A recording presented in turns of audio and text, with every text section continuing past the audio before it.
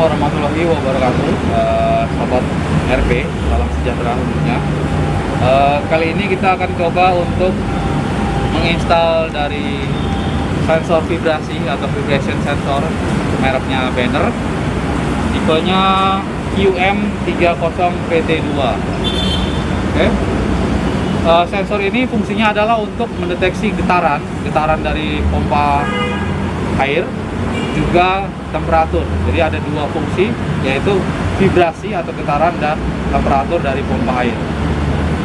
Hanya saja tidak semua rumah pompa airnya itu bisa kelihatan atau tampak di atas permukaan. Jadi ada beberapa rumah pompa yang pompanya memang berada di luar. Jadi sistem pompa gantung gitu ya, pompanya ada di luar. Ada juga yang sistemnya pompa celup, jadi pompanya itu ada di dalam air. Nah, seperti ini ada yang pompanya itu di dalam air, jadi tidak ada housingnya, ada rumah pompanya. Nah, ini adalah juga berfungsi sebagai air keluarnya atau outletnya, outlet dari air yang keluar tadi.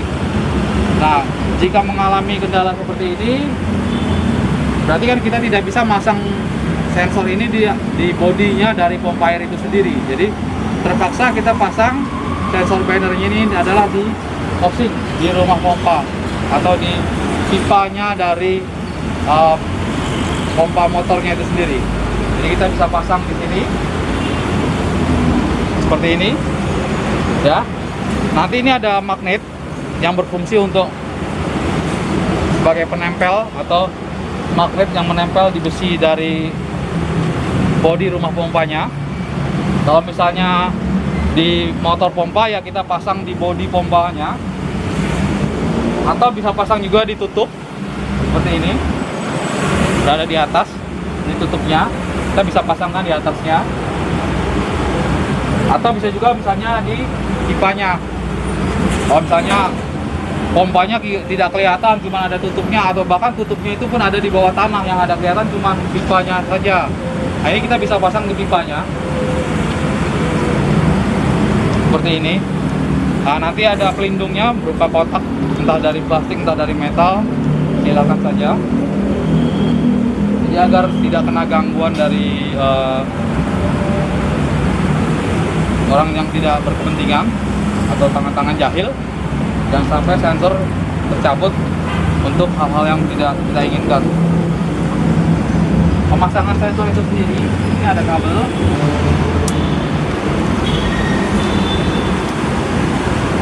Ini ada kabel yang sudah disiapkan untuk sensor vibrasinya.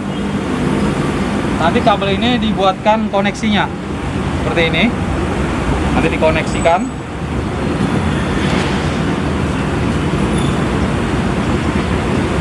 Jika sudah terpasang seperti ini, baru kita bisa hubungkan.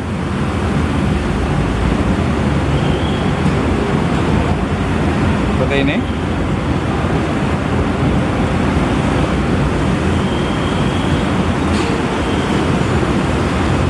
Nah, ini kita tempelkan di casingnya, di bodi motornya atau motor pompa itu sendiri.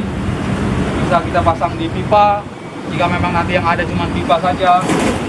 Memang ada beberapa rumah pompa yang semuanya nggak kelihatan. Nah, itu memang kita agak kesulitan atau bahkan kita bilang sulit. Nanti kita konsultasikan apa itu memang tetap harus dipasang sensor Bannernya atau harus bagaimana jika memang ada rumah pompa yang semuanya tidak kelihatan atau tidak tampak, baik pompanya itu sendiri berada di bawah permukaan air, housing atau tutup pipanya juga berada di bawah tanah, lubang pembuangannya juga misalnya udah ada langsung di pinggir sungai misalnya. Nah, ini berarti kan hampir tidak mungkin dipasang Banner. Nah, itu akan dikonsultasikan dulu dengan pihak terkait tentunya, apa ini tetap harus dipasang atau bagaimana caranya masang, itu nanti perlu didiskusikan kembali.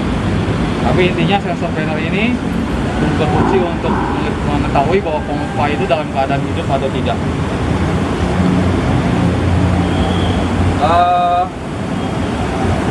Untuk mengenai wiringnya, nanti ada video berikut yang menjelaskan bagaimana cara mau-wiring dari koneksi kabel ke soketnya. Jadi dari kabel ke soketnya bagaimana cara menghubungkannya, kita buatkan video terpisah untuk hal ini. Terima kasih. Assalamualaikum warahmatullahi wabarakatuh.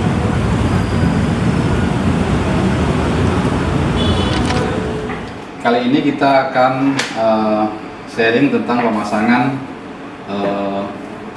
sensor banner, di mana kabel yang tersedia dalam sensor banner hanya sekitar 2 meter, sementara aplikasi di lapangan bisa sampai puluhan, belasan, bahkan ratusan meter. Nah, padahal yang tersedia hanya 2 meter. Nah, caranya adalah mengakalinya dengan menyambung kabel tambahan, di mana salah satu ujungnya kita sambungkan ke soket bannernya atau soket yang tersedia di sensor bannernya. Yang tersedia adalah soket male M12. Maka kita menggunakan soket M12 yang female atau yang perempuan, yang ini lakinya. Nah, dan ujung yang lainnya akan menuju ke panel kontrolnya.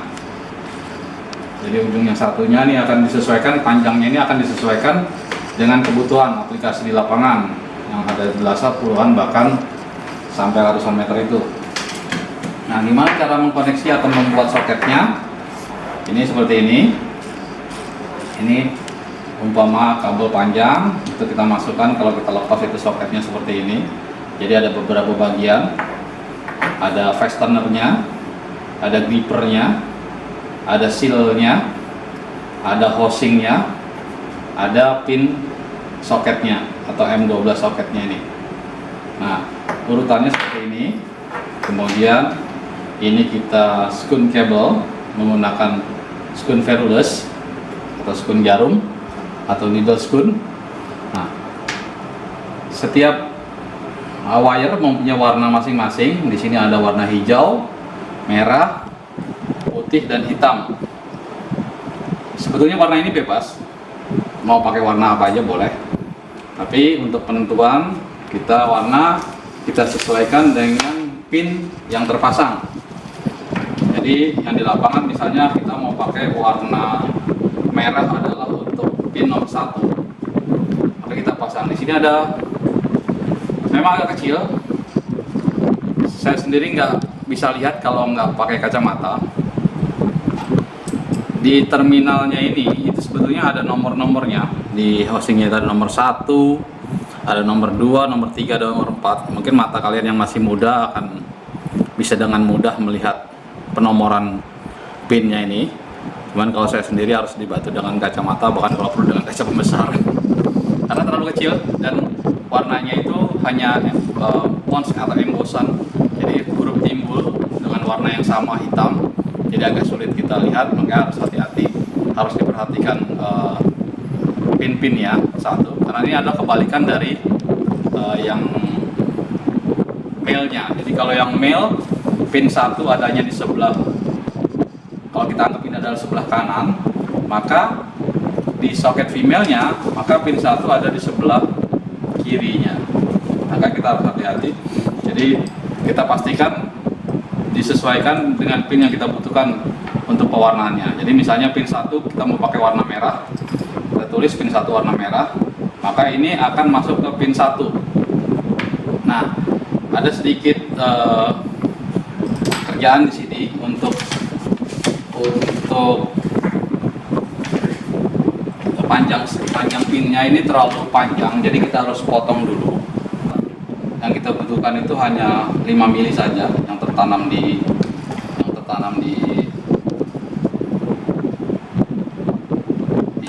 terminalnya atau di soketnya.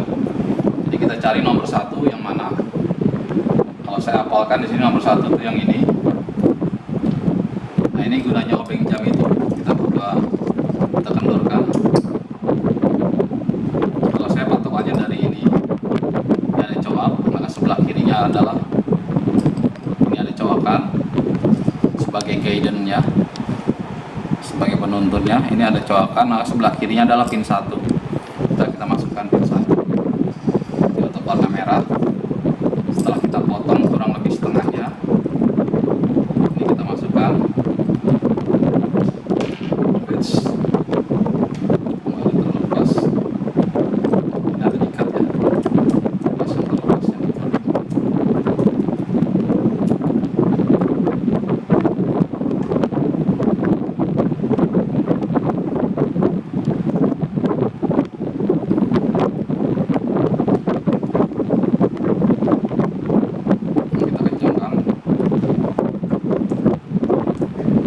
1 mewakili plus 24 volt DC. Pin 1 adalah power in plus 24 volt DC, maka pin 1 kita kasih ke warna merah, adalah pin 1 di female nya. Jadi pin 1 di female kita kasih warna merah. Ini bebas untuk warna, tapi sekali lagi kita tentukan. Jadi untuk warna hitam kita kasih di pin 3. Ini juga kembali kita potong setengahnya. Nah, ini terlalu panjang. Jadi kita pasang di pin nomor 3. Kalau 1 di sebelah sini, maka pin 3 adalah yang searahnya atau di bawahnya atau sejajarnya. Ini ada pin 3. Ini untuk minus 24 volt DC nya.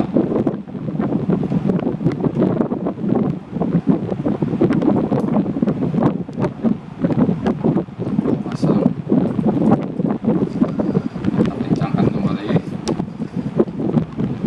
Sama, ini untuk warna hijau itu pin 2 itu untuk B plusnya, itu untuk protokol modbusnya, untuk B plus. Kita potong, kita rapikan lagi. Ini pin 1, berarti sebelah ini adalah pin 2, sorry, berlawanannya adalah pin 2.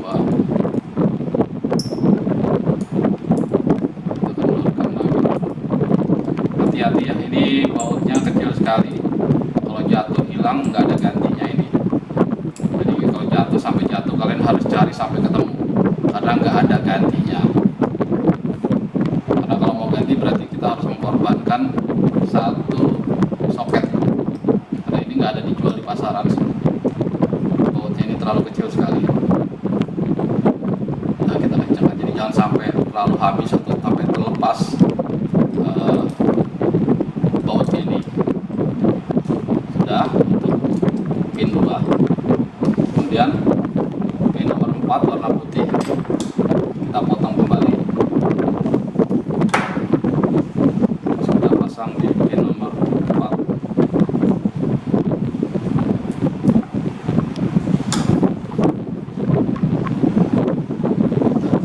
Kita tajamnya dulu. Kita kendorkan lagi.